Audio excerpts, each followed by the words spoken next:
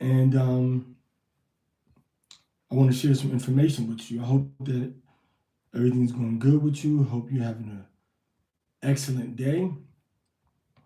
I've been doing some little bit of research, nothing major, okay, nothing big. Just I want to destroy the concept that you have to have a particular kind of DNA, like E1B1 or J1 or J2, in order to be an Israelite, in order to be a Jew or a Hebrew. Um, and a lot of information I want to bring out can be researched by looking at the papers written by Boren Behar, Behar, and other researchers based in the land of Israel about DNA and about the ancestry of the Hebrews. Um, I want to emphasize the fact that people that are Jews that have ancestry in Europe and in Africa, first of all of y'all are so racist, it's ridiculous. You're weaponizing DNA information and using it not only to say that you're an Israelite, but to categorically exclude anybody else that's saying that they are an Israelite. And that's not what it's for. That's wrong. All right. Second thing I want to say is in people's attempts to exclude people, they are categorizing themselves with other people who don't claim to be Jews. Okay. For example, somebody saying, "Oh, I'm E1B1A." They're saying that everybody in Africa that's E1B1A is a Jew, is an Israelite, including the ones that are supposed to be Hamites. It's like there's no Hamites now. Everyone that's E1B1A, according to them, are Bantu, and every single Bantu on the planet is an Israelite. And that's the only way to determine who an Israelite is. But you got to understand that when you're talking about E1B1A, you're talking about the first branch off of E1B1. E1B1 is the main branch. And the secondary branch of that E1B1 would be E1B1B. And these are the people that come from the Middle East, from Egypt all the way up to Gaza, all the way up to Lebanon and Syria. The Near East, Mediterranean peoples on the north and south of the Mediterranean, North Africa, Middle East in general. So you're saying that these people come from the same father as you do. And if you're saying that you are a Jew, you have to say that these people also either come from Jacob or they come from another tribe of Israel. And you're not doing that. Your only focus is E1B1A, and that's it. What about E1B1B that branched off of there? And who's E1B1? The father of E1B1A and the father of E1B1B. So in your effort to try to say that only these people are Jews, you're forgetting that there's a peripheral family, E1B1B, that's in the same forefather family as E1B1A, who you want to say are Bantu. And you want to exclude the people from Jordan, Lebanon, Southern Europe, even people in Southern Europe, Southern Spain, Southern Greece, Sardinia, or you want to exclude those people and say that they're not only E1B1, only people that are in Africa. And I'm not saying them people ain't related. What I'm saying is that you can't use that to say who is or who isn't an Israelite. So now getting to the white people in Europe that say that they're Ashkenazi. Uh, First off, most Ashkenazi are like R1A, which doesn't even genetically come from the Middle East.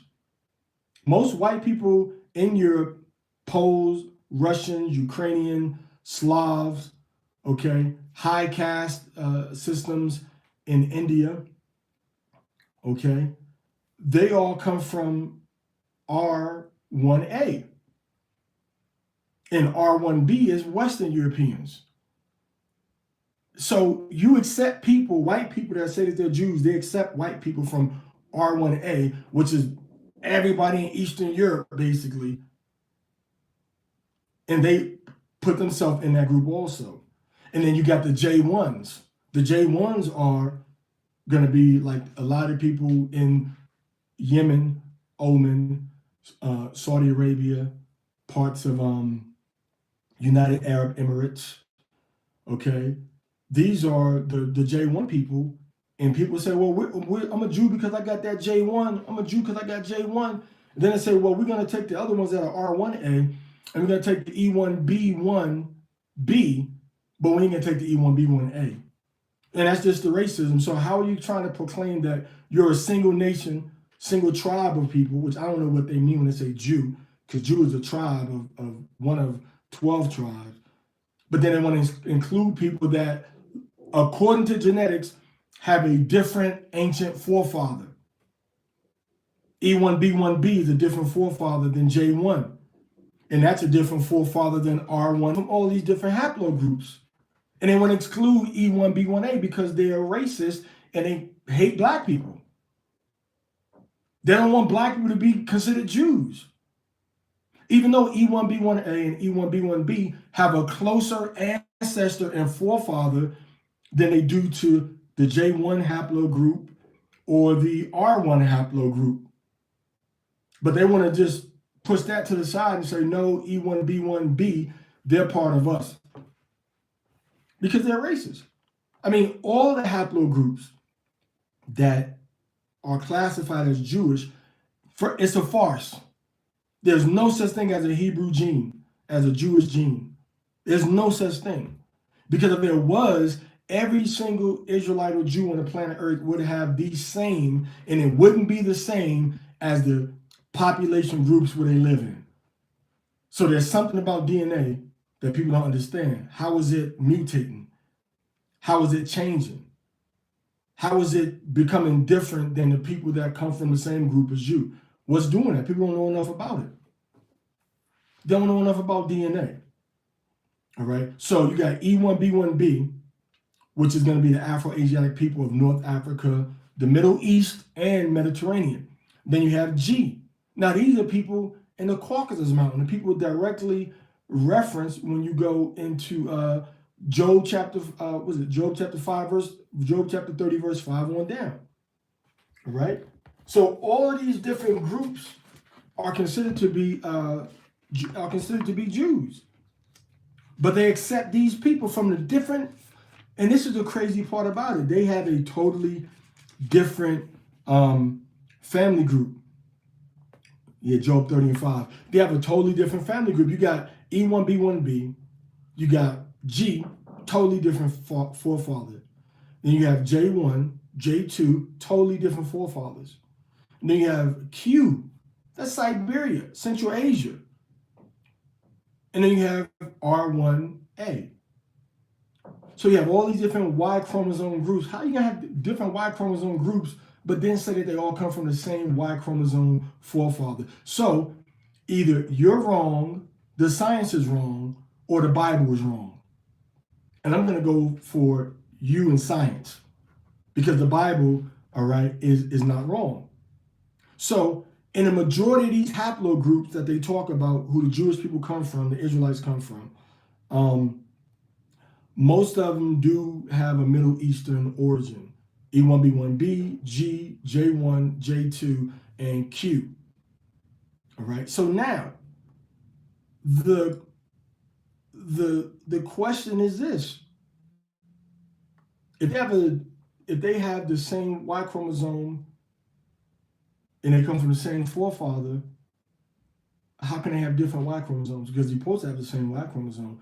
Me and my brothers all have the same Y chromosome now. We go back to the same man now. But we don't know 2,000 years ago if that ancestor had the same Y chromosome that we have because it mutates. Okay? So if you say, and I'm going to focus on E1B1B. The reason I want to focus on that is because that's in Africa. And the people that get the most pushback from white Jews or people that follow Ashkenazi or Sephardic Judaism, the people that they want to exclude the most are the people that call themselves Jews and Israelites that are in Africa. So I'm starting at Africa, and I'm starting at E1B1B, which is North Africa. E1B1A is Sub-Saharan Africa. So if you have E1B1B and saying that this E1B1B is a Jew, then you have to understand that E1B1A is also the brother of E1B1B. This is a genetic fact. And if they are brothers, that means E1B1. E1B1 is the father of both E1B1B and E1B1A. That's a fact. So if E1B1A and E1B1B have the same father as far as genetics is concerned, how can you say that E1B1A is not more of or as much of an Israelite or Jew as E1B1B, who you gladly accept as part of the Sephardic Jewish community? Why are you excluding the one that's most closely related to E1B1B, which is E1B1A? So nobody's saying that all of E1B1A are Israelites, just like nobody's saying that all of E1B1B are Israelites. Nobody's saying that. But what we are saying is that in E1B1A, E1B1B, NJ1, NJ2, NQ, NG, in R1 and R2, Pase, you may have Hebrews or Israelites in all of those haplogroups. And we don't know enough about haplogroups to pinpoint and say who is or who isn't simply based upon your genetic footprint, your genetic thumbprint, as it were. We don't know enough.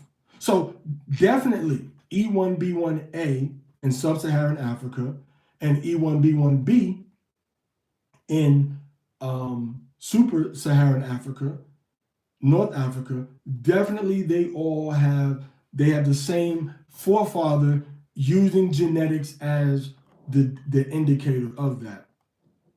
Okay? So if E1B1A and E1B1B, they definitely have the same forefather. Let's say haplogroup E would be like the grandfather. And then E1B1A is going to be the father. And then E1B1 would be the father. So E1B1A would be one of his sons, me, and E1B1B would be another one of his sons, you. So we're all related under E1B1A and E1B1B, having the same forefather, immediate forefather. So you can't be trying to twist and contort the rules of genetics to suit your religious doctrine. You can rely on it and you can use it, but you can't use it to exclude anybody. Because if you did that, everybody would be excluded. Why? Because all groups of Jews that you're saying are Jews don't have the same Y chromosome genetics. Okay? They don't have the same Y chromosome genetics. And again, the reason I'm starting with E1B1A is just to make the easiest point. The easiest point is that E1B1A has the same forefather as E1B1B. Now, we know E1B1A is generally Sub-Saharan Africa. We know that. But we also know that J1, E1B1A, and E1B1B, that they all cross in the Middle East. We know they all cross in what they call the Levant. You may even have some R over there also. You may have some R that goes into the Middle Eastern representation of the genetic pool of the Hebrews. Okay? So you have to understand that you can't use genetics as the end-all be-all. You can't use your Y chromosome as the end all be all, because there's been too much mutation and you can't include everybody just so you can exclude others. You can't say everybody that's E1B1A is an Israelite, not understanding the fact that E1B1B is also from the same ancestor as E1B1A. So who are they? So if E1B1A are Israelites, who is the brother? Because Jacob only had 12 sons. If E1B1A is Jacob, okay, that would mean that E1B1B would be the North Africans. Is that what you're trying to say? Because most people say that those are Arabs. That's what most people say. Oh, these are Arab peoples. That's what most people say. Okay. Most people say, oh, these are Arabs. That's what most people say. These are Arab people. So are you saying that they're twins? One is Esau and one is Jacob? Or are you saying that they're Arabs? Because if there's twins, where is the other Jacob? Where's the other Isaac group, which would be the grandfather, right? E1B1A and B would be Jacob and Esau, in your logic, people's logic, which means that E1B1 would be Isaac, which means that E would be Abraham, which means that the ones you call Arabs would also be considered E, because Abraham is the father of Jacob. Abraham is the father of Ishmael. But Ishmael is J. The Arabs, rather, are J. So that's showing you right now that the science behind, you can't just say, this one suits me. But then when you reverse engineer it, it all falls apart. And then keep claiming E1B1A. Because if E1B1A is the son of E1B1, then that means that E is the grandfather. And if E is the grandfather of E1B1A, that means that E would have to be Abraham. And if E is Abraham, that means that there's another subgroup before you get to E1B1A and E1B1B that would have to go toward being the Ishmaelites or the Ishmaelites. So where is that group? And that also would mean that you would have some, which means that the people that are E1B1B couldn't be Arabs or Ishmaelites if the group before them under E would be the children of Ishmael. And if that's the case, that would mean that E1B1A would have to be the Edomites, the red nation that used the eagle as their symbol. But the Israelites in the early 1st, 2nd, 3rd, 4th centuries, they said that Rome and Greece were the Edomites. This is what they wrote in their history. So stop using the genetic science to try to base your nationality upon. You can't do that. And the reason you can't do that is because you can't take genetics and look at First Chronicles chapter 1 or Genesis chapter 10 and draw a genetic biblical map using the genetic data that you have. You can't do that. At least nobody's done it so far. People say, well, yeah, J, these are the sons of Ham, Shem, and Japheth, but then they want to pick haplogroups that belong to J, R, and E, which are the major haplogroups in the Mediterranean part of the world, and Africa going into Asia. And then they want to say, well, but we got Jews that belong to all of these groups. This is what they say, which is not, it's a contradiction. So you can't use the genetics to say who is or who isn't. You got to use prophecy. Genetics is not solid enough. Genetics is not true enough. And genetics are not consistent enough when you go backwards and say, who's who according to the genetic markers that they have now, you're not going to go back to three main groups of human beings. And if you do, once you get there to Noah, okay, what is his genetic marker? And you got to show all three, Ham, Shem, and Japheth. How do these groups get different people that are all considered Jews if they come from different sons of Noah? If you're saying that R is Japheth, and you're saying that J is Shem, and you're saying that E is Ham, how did you get E1B1B, which is Ham, being considered to be Jews by you? But you're saying that the Jews come from J, which is Shem. It doesn't make sense. And then you got Ashkenazi that are R, and you said that these are Jews too. What it is that you white people, you want to accept a Jew from any other haplogroup besides sub-Saharan Africa because you're a racist and because you're a hateful bunch of people and because you hate black people having anything that is good according to the Bible. That's why. You may really be an Israelite, but because of the hatred that you've been taught by white people, you are willing to accept Israelites from any other haplogroup besides a very specific set, which is E1B1A. Which is E1B1A. But you accept E1B1B. And you accept all of the other haplogroups, all the other three haplogroups you say are from Noah's sons. You accept everybody from every other group, but you deliberately exclude E1B1A. Why? And that's the main group where you have people in Africa saying we are Jews. You got the Limba, you got the Igbo, you got the Beta Israel from Ethiopia, and you got some people even in Rwanda. And then you test them. Oh, you don't got the right blood type. Blood type compared to who? Who says that you have to have one of these three blood types to be considered a Jew? You're not looking ethnically, or are you looking ethnically and genetically?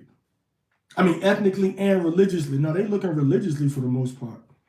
So they say, oh, these people in Europe that practice the Torah, they're R, but they're Jews. These people in the Middle East and Yemen have a J, but they're Jews. These people in North Africa are an E, but they're Jews. Oh, these people down south of the Sahara, they got an E1B1A. None of them are Jews. Like, totally exclude all of them. Come on, man. It doesn't make any logical genetic sense. It only makes sense biblically. Matching the experiences, the characteristics, the history of the people with the descriptions and the prophecies written in the Bible and running that against the records of our forefathers. That's all we got. Not genetics. Genetics cannot be used as the ultimate deciding factor of who's a Jew. It can't be. I'm sorry if that offends you. I'm sorry if it hurts your feelings. I'm sorry if you don't like it. But it is a truth and it is a fact that must be acknowledged. Otherwise, you got to take the whole genetic map that we have and lay that over top of 1 Chronicles chapter 1. You can't just jump to E1B1A or jump to every group in R, J, and E and say, these are the only Jews on the planet. But they got different haplogroups, which means they got different Y chromosomes, which means you inadvertently acknowledge the fact that mutation happened across haplogroups, but then you want to exclude some people from being Jews. You can't do that. Okay? You got to look at 1 Chronicles chapter 1, and then you go into the beginning part of 1 Chronicles chapter 2, and you got to show who is Israel, who is Esau, who is Ishmael. Other than that, you just being a butthole. You're just being mean and nasty, and you're being very biased. And you're wrong for that. And you got to fix what you're doing. And you got to go about it the right way. And you can't have unjust weights and measures. Now, there are a wicked, evil, invading, trespassing people that are going to take over the land of Israel, according to the book of Ezekiel, chapter 35 and chapter 36.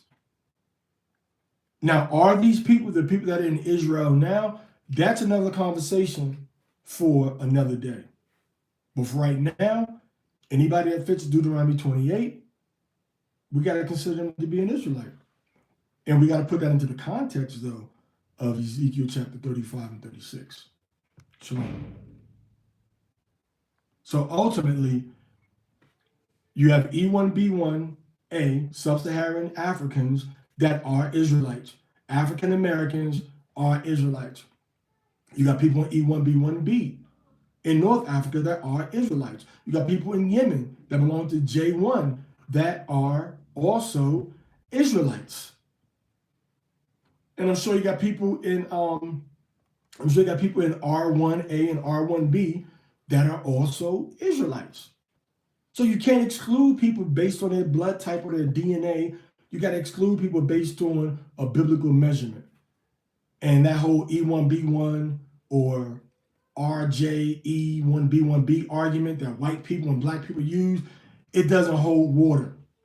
It doesn't hold water. It's not a consistent measurement, and it's not a perfect standard, and it deliberately excludes other people and includes other people that are not Israelites, or they include other people, that should be, or that shouldn't be. You can't do that. All right, so go back to the drawing board.